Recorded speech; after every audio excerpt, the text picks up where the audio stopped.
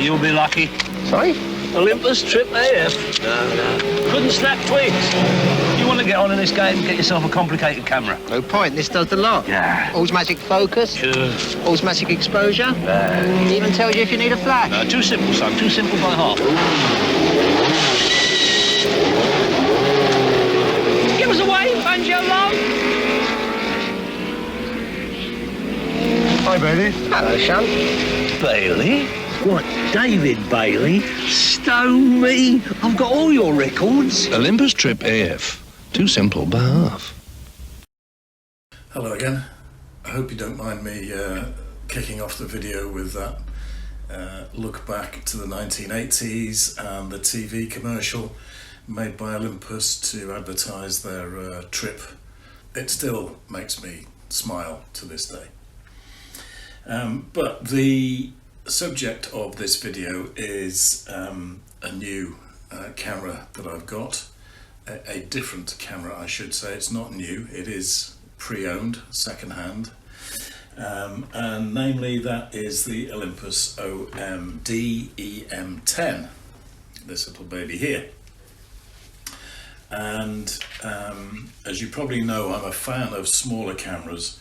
I've long since gotten rid of my full-frame Canon 5D outfit with all the associated L glass, which I loved, don't get me wrong. I think the quality is fantastic, but just too big and bulky and heavy, simple as that.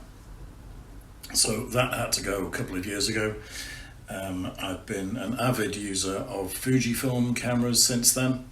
I think Fujifilm have got it just about right when it comes to ergonomics, and the quality of their kit is just second to none in my opinion anyway. But the Olympus, I've always been a fan of Olympus cameras. Of course, technically the very latest OM cameras are not manufactured by Olympus anymore, but nevertheless, going back to 1972 when the Olympus OM1 was launched, I was actually working in the retail trade then, and I was fortunate enough to be invited to the launch party of the OM1 in the UK, and it was a revelation. 30-odd% smaller and lighter than anything else on the market, a very bright viewfinder, interchangeable screens, add-on motor drives, cracking lineup of lenses, all the accessories you could want, and of course they expanded on the range as time went on. And in actual fact, the Olympus OM1 was very nearly responsible for me getting the Duke of Westminster arrested, but that's a whole different video, so we won't even consider that for the time being. Anyway, going back to the E-M10, this is the Mk.1, the first version. I got it second hand. I bought it body only, and the seller, it came from a very well-known auction website, and the seller was including a manual adapter, the Earth one in this particular case, and it's to take the Contax Yashica mount lenses. So the two items came together along with the battery charger and two batteries, which was great. It was described as being unmarked, and the seller was absolutely spot on. It's black, and in my book it's a mint example. It's really, really nice. And to give you an idea of the value of these things, that body manual adapter with two batteries and a charger, I purchased the kit 14 to 42 zoom lens separately, but the whole package is just over £200, which is really, really good value for money, and I'll go on to explain why in a moment.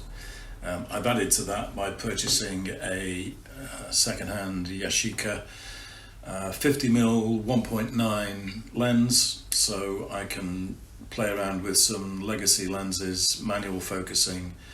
I've not used it yet. In fact, it just arrived about 10 minutes ago. Again, it's a great example. Very clean, really nice. So I'm looking forward to using the lens with the manual adapter and taking it from there. Why is this a good buy for me? I'll tell you why. Price, obviously, very attractive. In terms of the quality, the build quality, it's brilliant. It's really, really good. Can't fault it at all. It doesn't feel in any way plasticky. The lens does, because it is a plastic lens mount and body and tube and everything. So that does feel plasticky, but the body itself is solid. I can't fault it. It's very small in the hand. I mean, you can hold it in the palm of your hand very easily. It does have a reasonable grip on the front and a little flick up section on the back for your thumb. So it's quite secure one-handed, and you can manipulate the main dials and activate the shutter, no problem at all. Tilting screen, I'm not going to go through all the ins and outs of it at this stage. This is really my first impressions of the camera, and my first impressions are very favourable. If we have a look at the menu that you get on the back, I'll put these full screen for you to have a look at. This is the quick menu. It's a touch screen, so that you can select any one of these items. You've got the ISO, your focusing, white balance, sharpening, the autofocusing, whether you're on single shot or multi, your exposure metering, your files, whether you're shooting JPEG only or whether you want JPEG with RAW. As you can see at the moment, I have it set to take RAW as well as JPEG images, and the aspect ratio at the moment I've got it set to 4:3. You can shoot square images, you can shoot 16:9s, so the options are there for you for sure, and it gives you all the information that you want in the viewfinder as well. So I'm really very impressed with it.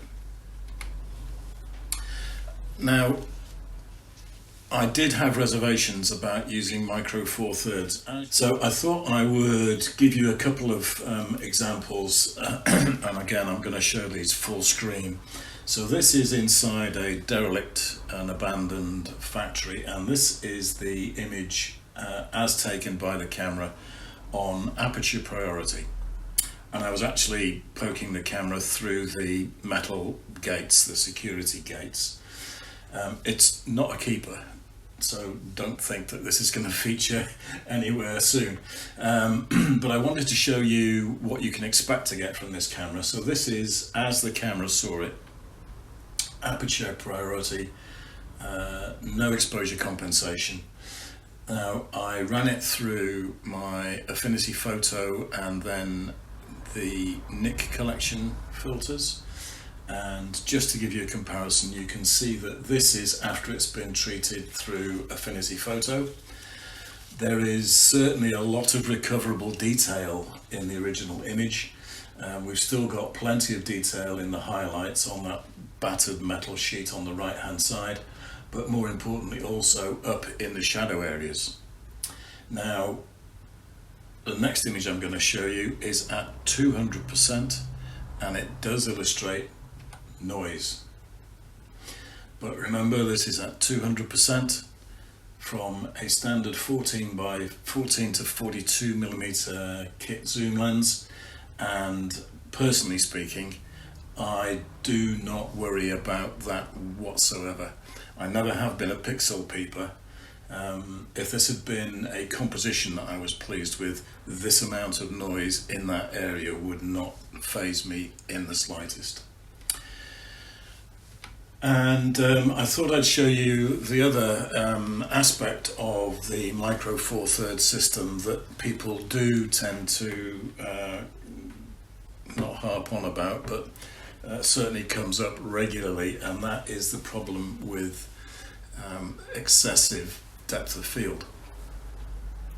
This is a piece of street art not far from where I live, taken on the 14-42 at round about 28mm, so it's pretty much like a 50mm standard lens on a full frame camera, and you can see there is a great deal of depth of field.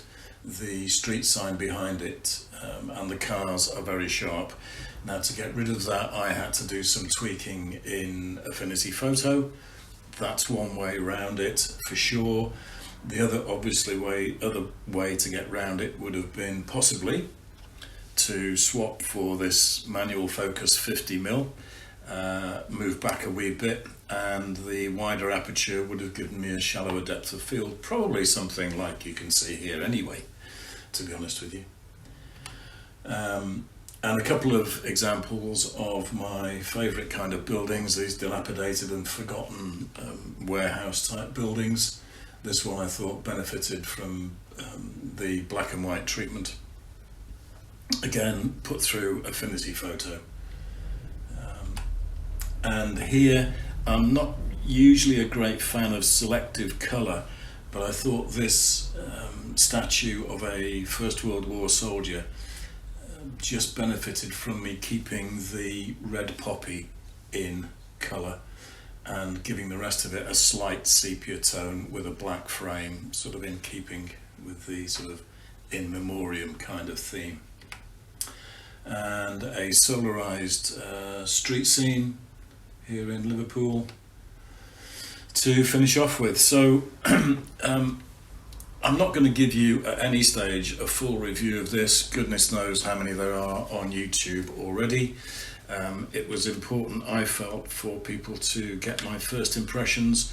Would I recommend buying one? Absolutely. For this kind of money, it's absolutely fantastic value. It's flexible. You've got the tilting screen, okay, so it doesn't hinge sideways, but it will tilt up and down.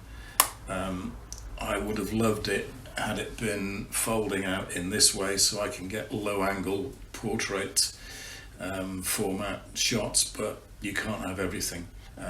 Yes, it's got video. I think it's 1080 at 30 frames per second off the top of my head. I don't intend it for doing any video, to be honest with you. Apart from those, it has all the relevant features that you might expect. It's single card slot, which has never bothered me, and I do find that whole argument about, well, it's not really a professional camera if it's only got one card slot, it's a bit of a load of baloney, really. I mean, when I was doing professional wedding work, when digital cameras first came out, well, when I first bought into the digital market in 2002, I think it was, with a Fuji S1 Pro. That only had one card slot, and so as a backup I took my film cameras. You should never ever approach a professional job with just one camera, irrespective of whether it's got one card slot or many card slots. You always need a second camera as backup. Fortunately, I didn't sort of drop the S1, so I didn't have to resort to using film. That would have been very awkward. But nevertheless, once I switched over totally to digital and got a second camera body, then I always took two camera bodies with me, two Fuji S1 Pros, so that I could continue working if I maybe dropped one or it just died on me. So I think personally there's a lot of baloney talked about the one card slot not being pro. Not sure that I agree. If you disagree, please feel free to let me know in the comments down below. So for now, I'm going to say thank you very much for watching. Thanks to all my new subscribers. I hope you continue to enjoy the channel, and I will see you very soon with a more in-depth look at the E-M10 and a few more examples of what you can do with it. So until the next time, I'll say take care, enjoy your photography as per the name of the channel, and I'll see you soon. Bye bye for now.